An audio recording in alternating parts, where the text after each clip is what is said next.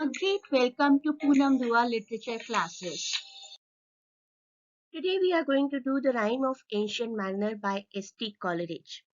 Not only a very famous poetry but part of many academic syllabus as well from schools to universities. Let us understand this poetry now.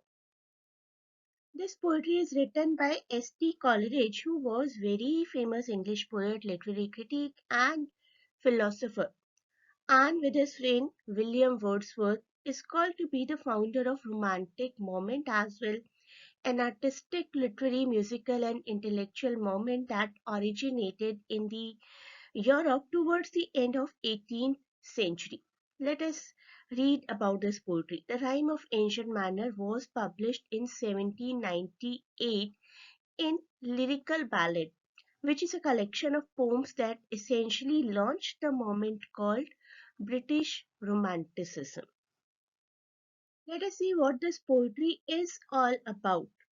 This is about a man on a journey by ship who, in one spontaneous, one very on the spot and monstrous act, changes the course of his life and death. एक ऐसा act conduct करते हैं वो जो उन्हीं की life और death का एक क्वेश्चन बन जाता है. And the mariner faces an inner struggle over the crime he has committed.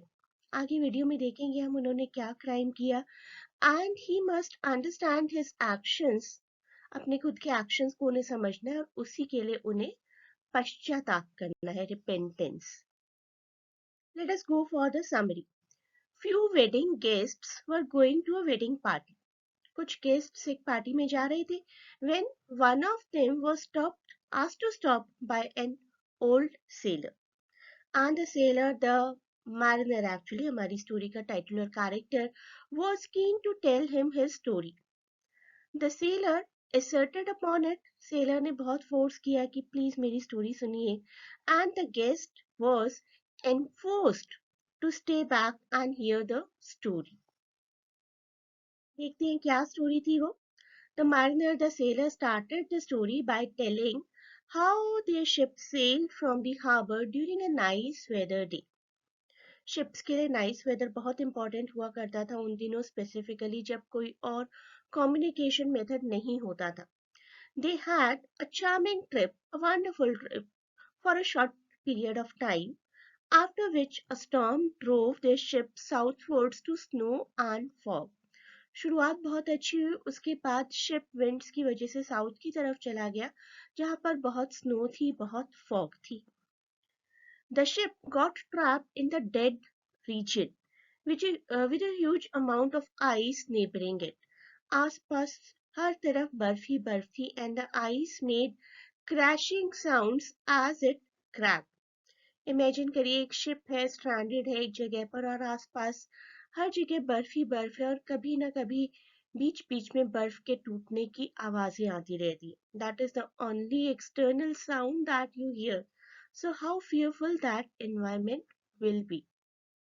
At the same point of time, एक albatross bird आया वहां पर. An albatross came flying through the mist. उसी मिस्ट में से, उसी फॉग में से निकलकर एक albatross आते हैं. It was treated to be an honorable soul. एक गुड अमीन की तरह, एक अच्छे शगुन की तरह ट्रीट किया गया albatross को as a blessed messenger of God. With its onset, the snow cracked and opened the path to the ship, which once again started sailing.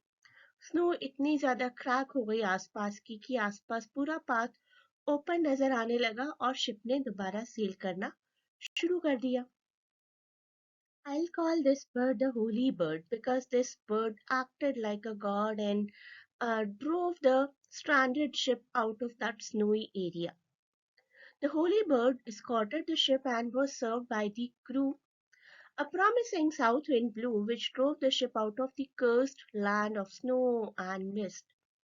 The sailors thanked the bird as it was a good omen for them. Sailors ने bird को बहुत ही धन्यवाद किया, शुक्रिया कहा और कहा कि ये bird हमारे लिए एक good omen, एक अच्छे शगुन की तरह आया है. तो यहाँ तक की कहानी तो बहुत अच्छी रही. अभी आप ये बात मत भूल जाइए कि वेडिंग गेस्ट को ये स्टोरी सुनाई जा रही है. इसके बाद वेडिंग गेस्ट ने देखा, नोटिस किया कि सेलर का फेस सडनली ट्विस्ट हो गया इनटू अ सैड एक्सप्रेशन। अब बहुत क्यूरियोसिटी हुई हमारे वेडिंग गेस्ट को कि सब कुछ अच्छा तो हो गया, then why such a sadness? The sailor answered his curiosity immediately, telling him that with his crossbow he had shot the bird dead. मैंने अपने क्रॉसबो के साथ उस बर्ड को शूट कर दिया। And then he said कि his whole crew, all the people on the ship, blamed and cursed him for killing the holy bird, but later they felt that he was right in killing the bird which had brought the fog and mist. बाद में सबने ये माना कि ये bird ही fog और mist लेकर आया था, तो may be it was right to kill the bird. For some time the ship kept on sailing easily towards the north, north की तरफ ही जाना था शिप को, easily सेल करता रहा। suddenly the wind stood still and the ship became motionless. Ship एक ही जगह पर स्ट्रैंड होकर रह गया, बिल्कुल पहले की तरह।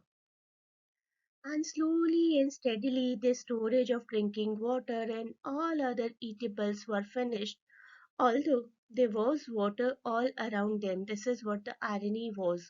Water, water everywhere, not a drop to drink. They did not have a single drop to drink.